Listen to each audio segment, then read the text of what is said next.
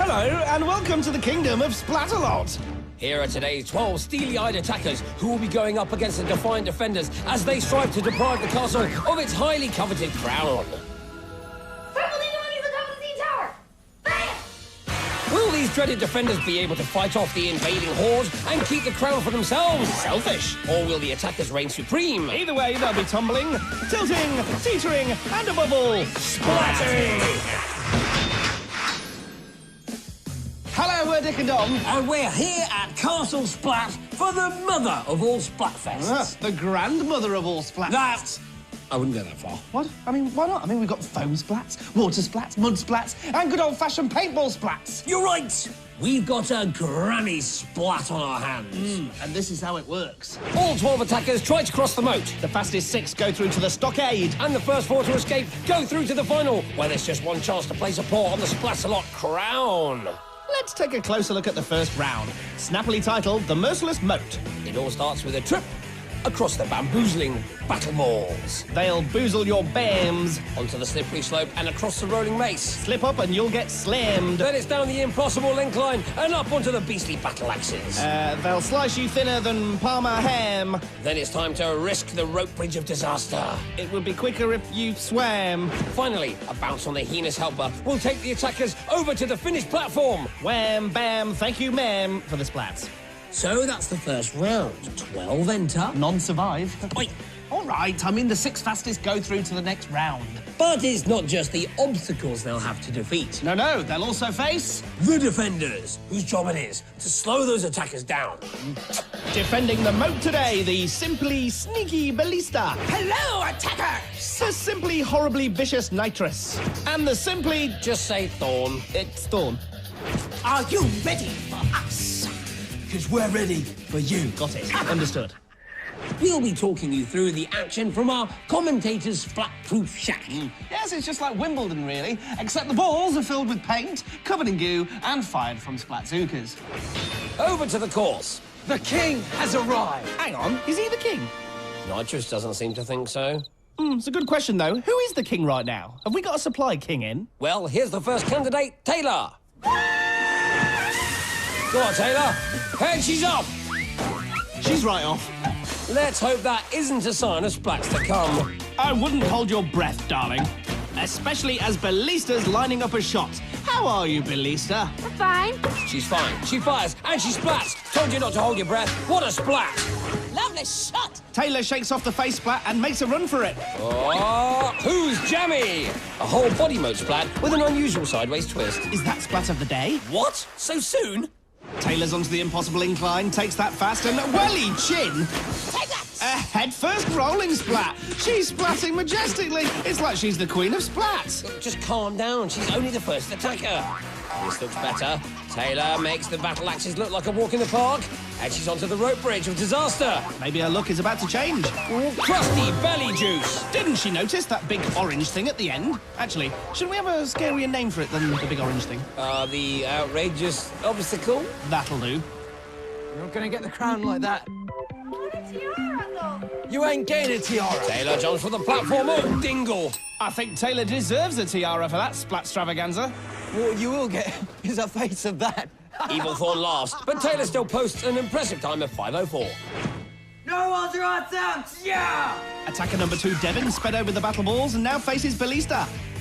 What are you thinking about now? Probably something like, shut up and don't splat me. Devin, she's very pretty, isn't she? Yeah, she is pretty. Pretty scary when she's got a Splatzooker in front of her. Can we concentrate on the game, please? Come on, Devin, get on with it. What are you waiting for? Very fast run from Devin, straight down the... Oh, and straight off the end of the mace. And the replay reveals what an incredible leap that was. Hang on, that's a bit too incredible. Dick, are you messing about with the pictures again? Oh, yes, sorry. There you go. Thank you. Look, I've told you time and time again not to press any of the shiny buttons. Sorry. But it's got to stop. Hit yourself in the face. What? You heard me. Thank you. Right, can we continue? Good. Now, while Dick was being naughty, Devin made it over the battle axes and the rope bridge and has landed himself a great time of 4:29. Here's Dana. Purple ninja monkeys on top of the steam tower. Bam! If you say so, Dana. Bang! Direct hit right now. Ballista calls the shots, and she's bang on the money. Dana's now banging the motif. She's back up on the axes. Oh, and back off them. Now, Dana apparently prides herself on her swimming. Well, her diving seems to be coming along too. Oops. Dana makes it to the bridge. She's taking heavy fire from Thorn. Fungal flop. Heavy fire often leads to a heavy fungal flop. And Dana finishes with 723. She's happy, but that time could put her in the danger zone. Let's meet our next attacker, Austin. The only name you need to know is Thorn. Well, at least Thorn seems to have dropped his claim to the crown. Austin going well on the balls, but not impressing Nitrous. He's doing a great job. But the Blue Knight looks bored. Ignore her, Austin. We're impressed. Let's have some fun, Austin! Careful, she almost definitely means evil fun. Yeah, there won't be balloons or anything, just splats, as Austin's just found out. Well, Austin, don't say we didn't warn you. Austin heading for another splat on the incline. Truly is the impossible incline accurately named. Oh, you sound like Yoda. Disrespect me, you shouldn't. And disrespect the water cannon, Austin shouldn't. Babalash. And the poor young attacker is back in the moat. Nonetheless, he picks up a useful time of 5:19. So here's attacker number 5, Madison. Bazinga! Madison loves golf and says she would love to have the power of invisibility. Well, that's one way of doing it. Disappearing into the moat. I'm not sure it's practical for every day. Yes. Here she is on the axes. Oh! That was a spinning, splashing splat down. I think we've got another contender for Splat of the Day. Madison slips, trips, and then tips into the moat for a dip. Everyone's had trouble with the bridge today, and Madison's no exception. But she crosses the finish line with a pretty good time of 5:11. Now let's see what attacker number 6, Michael, has to say for himself. Stop! It'd be a trap! If you knew it was a trap, why'd you just stand there? He's not standing there now. Whoa. Mike makes a great start on the battle balls. Steady. Oh! Sminker! Do you think that was the trap he was talking about? Stop! It'd be a spike. Mike sets off on the mace and takes a direct hit from Ballista. It throws him off course, throwing him off the mace and into the Uji Machizi whatnot. Can he make a better job of the beastly battle axes? Blob Goblin! Look at all that fog! What? Oh, yes, OK, leave it to me. There you go. A frog. What? Not frog! Fog! I told you to leave the shiny buttons alone! Sorry. Anyway, Michael crosses the bridge and finishes! This day has been won! He sounds exhausted, but he set the top time so far with 4:02, and the time to beat for the next 6 attackers is Dana's 7:23. If they're going to do that, they'll have to take the splats, the taunts, the falls, and the spikes as fast as they splatibly can. What a first half! Oh, yes, we definitely got our splats worth there. Even 2 early contenders for Splat of the Day, I think. Listen, love, how do we actually work out Splat of the Day? No, it's very complicated, darling. Oh, I imagine there's a detailed comparison of things like difficulty and duration. Probably some tricky maths, maybe an independent observer to make sure it's all fair. Sort of. So how exactly do we do it? Well, I asked my hamster. What? Yes, his name is Steve. Now, here comes the science bit. I put all the attackers' names on bits of food, and whichever name Steve eats gets Splat of the Day. But that's genius! Yes, thank you very much. And now let's remind ourselves what the fluffing hamsters is going on. Taking a look back at our first 6 attackers, we had a flying frog, a tingling tiara, a pretty tricky ballista, and a super collection of splats. Michael's sitting pretty with 4 minutes too, but Dana's getting twitchy with 7:23. Now on to the second half. The important thing to remember is To change your pants at least once a week. that only the 6 fastest attackers go through. Yes, that too. Now, so here's attacker number 7, Carley Marie. Babumski! Bless you. Carley Marie loves baking and hates spiders. Blast Walrus, how does she feel about battle balls to the bonce? Doesn't say. So she likes baking and spiders. What about baking spiders? That's not important right now. Carly's made it to the rolling mace. Pardon? Whoop! Snizzle wipe! And Carly's off pretty much straight away. Did Ballista just growl her into the moat? You call that a scream? Master Thorn! Watch this! Bum-ba-bum-shire! And Carly takes a splat for her troubles. Ballista once again showing off her precision splat zookering skills. Yes, pretty Ballista is now being pretty cheeky. Carly now at the rope bridge of tank strap. Will she do any better on the heinous helper? She leaps. Oh, Bimble. Bimble indeed. She fell, but she's bounced back and finishes with a time of 5:19, knocking Dana out of the tournament. Here's the next attacker, Chris. I'm on a castle. Strictly speaking, you're in a castle. We do like to be geographically accurate. You forgot the most important thing. This is my castle. Oh, no, not this again. Yeah, Chris, you're not just on any castle. He's not on any castle at all. In fact, he's in the moat outside the castle. We can all agree he's now on the mace. Except for the fact he's not now. Okay, okay. Are we all agreed that Chris is now in the moat? Yes. Onto the axes. Ha! Yes! Even with just one weapon. We'll still get you, my dear. Get him, Tori! And he does. Chris gets the wet end of the water cannon, but it's not quite the full splat. And Chris finishes in an amazing 2:37, the fastest time so far by a mile. Here's attacker number 9, Jesse.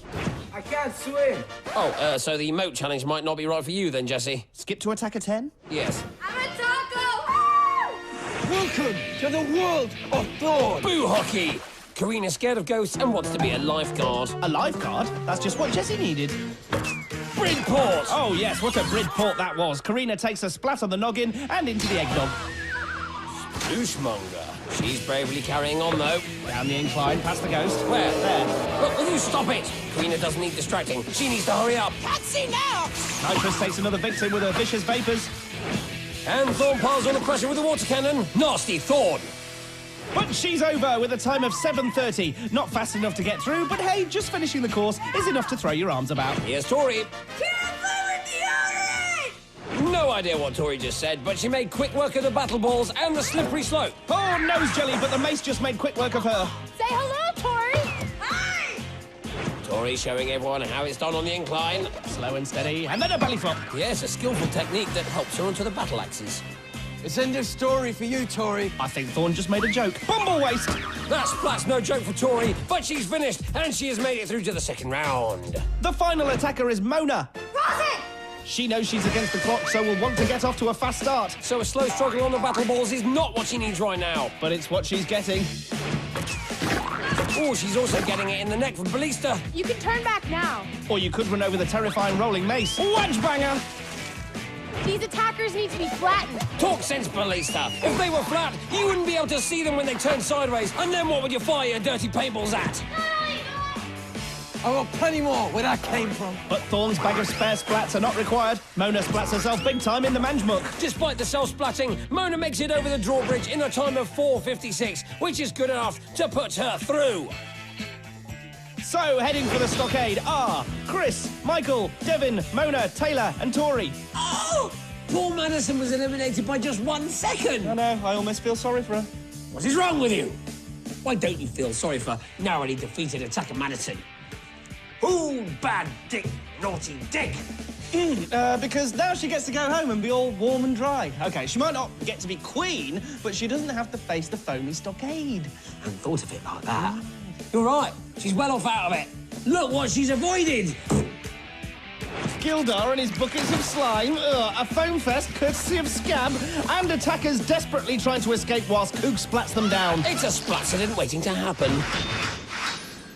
The moat challenge has left us with our fastest 6 attackers. But how will they get on in the slippery second round? They might be speedy, but pace is no guarantee of success in the stockade. Yes, because this isn't against the clock, it's against each other, which makes this challenge rather spicy. Our attackers are... Chris, Michael, Devin, Mona, Taylor, and Tori.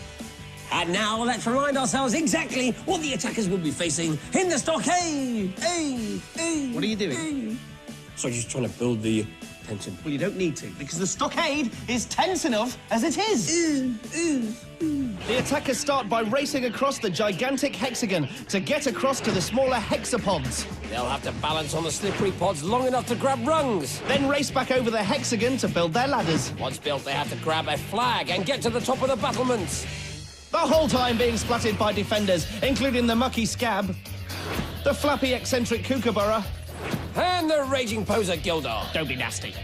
Welcome to Splatalot. Welcome to Splatalot. Splatalot. Single word? Splat? Splatalot! Oh, what are they like? They defy description. Time for a helmet check. That's Devin in the mint helmet, Mona in the violet, Tori with the lemon stripe, Michael with a full lemon, Taylor with a coral helmet, and Chris with the sludge. With Scab on the foam, Kook on the goo, and Gildar on the slime. Hey, and they're off. The attackers make a run for the hexagon. I love my job, ladies and gentlemen. Right, yeah, because there's so many other jobs you could do. To be fair, he is good at it. Check out that hit on Mona. She goes for the pod, and Coot goes for the splat. Gildar doing Tori off a hexapod there. Whilst Coot goes crazy with the goo grenades. The defenders are showing no mercy. They're really not messing about at spreading the mess about. This is weird. Where are the bad jokes and the infighting? Gildar, is it just me, or does that laugh get annoying every single day? Very annoying. Ah, that's more like it. The baddies are bickering. I suspect we haven't heard the last of this. I bet you can't go this whole round without doing that annoying laugh. I bet you, my friend, that you cannot yell or say scab rules once during this round. Fine. It's on. You're on. Well, who will crack first, Scab or Cook? Oh, yes, that's much less annoying, Coot. Hey, Scab, what's that funny slogan you always say? Quick update on the reason why we're actually here. Chris and Michael are on their last rungs. Wait, I'll get it. Scab is great. Chris grabs the first flag, and he's heading back to his ladder. These attackers are literally walking round what's meant to be the messiest round. Scab, dominate. Yeah, really catchy, that one, Scab. Gildar gets his head back in the game with the slime drop on Mona. Check it out! It's not just Chris with a flag. Michael's right behind him. Both of them are through to the final. Luke leans in for a slime test on Tori. Ooh, slap bang in the goggles. Did you know that Crockness and Gildar were once married? No. What? Yes. No. Scab's just making things up, surely. Actually, I think that might well be true. I remember reading it in Gossip International. Yeah, but you can't believe everything you read in the press. I don't believe that. Gildar's so handsome. I am very handsome. Yes, but were you married to Crockness? I told you that in confidence. Thank goodness we've cleared that up. Frankly, I'm surprised at Crockness. I thought she had better taste. Taste? The woman has an alligator head for a scarf. Good point. Back to the tournament. Mona has the third flag and she's going for a ladder. And there's Devin grabbing a flag of his own. That's all 4 flags. And with 4 attackers making it to the top, that leaves Taylor and Tori all alone in the foam going home. Well put. Thank you. So the stockade has done its job. 4 attackers remain, and they will soon be attempting to capture the crown of Splatalot. Yep, Chris, Michael, Mona and Devin are all heading for the grand final. Which, let me tell you, is no picnic. Unless that picnic involves some of the following. Sploshes, splats, evil defenders armed to the teeth, more splats, and being caked in foam. But at least no wasps. What? For the picnic. You know, Dom, I've been thinking. Oh, no. You've been a really good mate to me. I mean, like when I was messing about in the first round and you made me pie myself. What I'm trying to say is, you've always been there for me.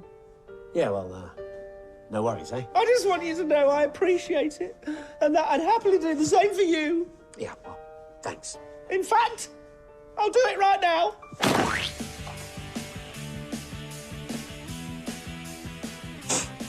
Thanks. No problem. Right, here's a quick reminder of our 4 possible rulers. The crown could go to Chris, Michael, Mona, or Devin. But standing in their way and slowing them down will be Thorn, Gildar, Kookaburra, Nitrous, Scab and Ballista. Quick splat stat.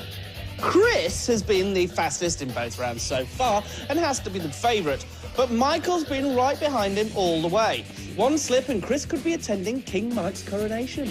Let's see what they're up against. The course starts with a pole drop into the mucky mud baths, Then it's over the slides and onto the Titanic teeter-totters. followed by the barrier of all barriers and the lily pads. Then all that's left is a climb up the water wall where the majestic Splatalot crown awaits. There it is. Lovely. Let's get going. Now, traditionally, we start with some off-key singing. Splatalot, Splatalot, Splatalot, Splatalot, Splatalot. Ah, there we go. Well, if you can't beat them, join in. Is this the worst one yet?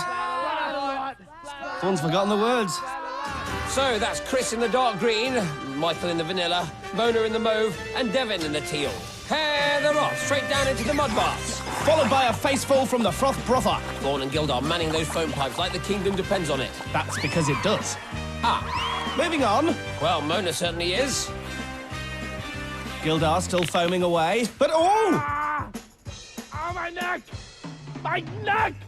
Someone give me a medic! Oh dear. Look, I'm sure he's fine. Concentrate on the attackers. Luke, splatting Chris left, right and centre. Let's see that again.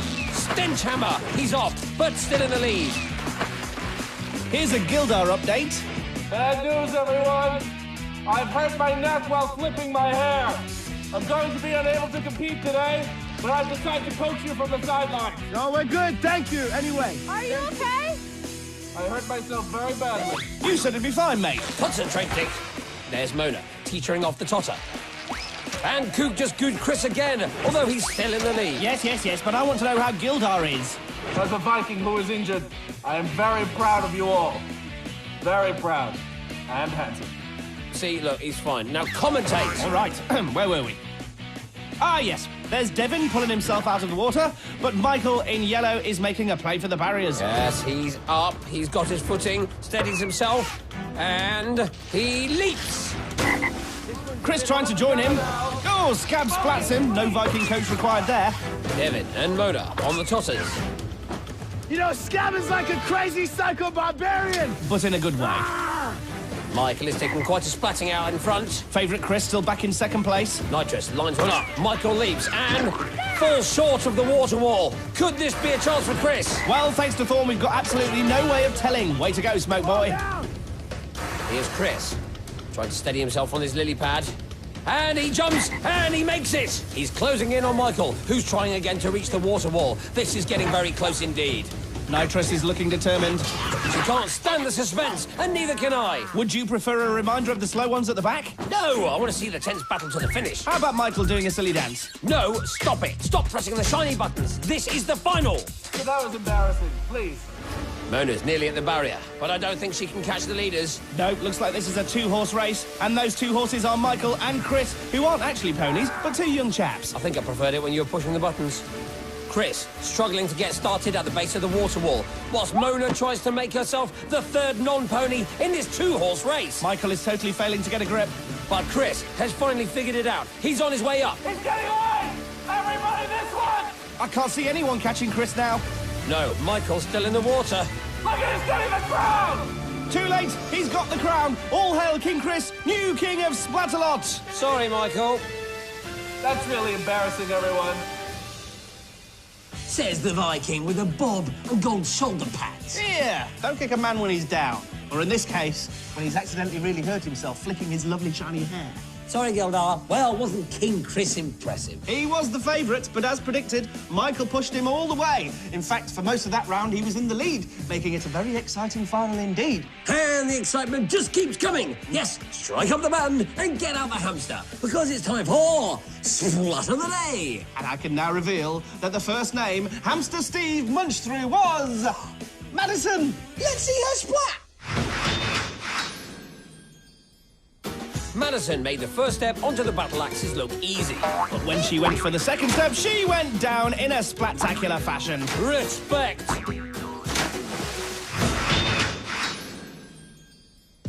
And here's something even more spectacular. No way. That's just not possible. Oh, yes, it is. I give you the story of King Chris and his quest for the fabled crown of Splatalot.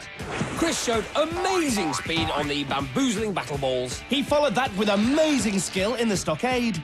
And then finished with amazing determination in the final round, eventually finding his way up the water wall to that amazing crown. Amazing.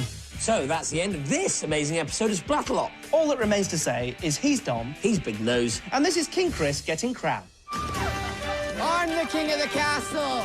We'll see you soon. But in the meantime, Keep splatting.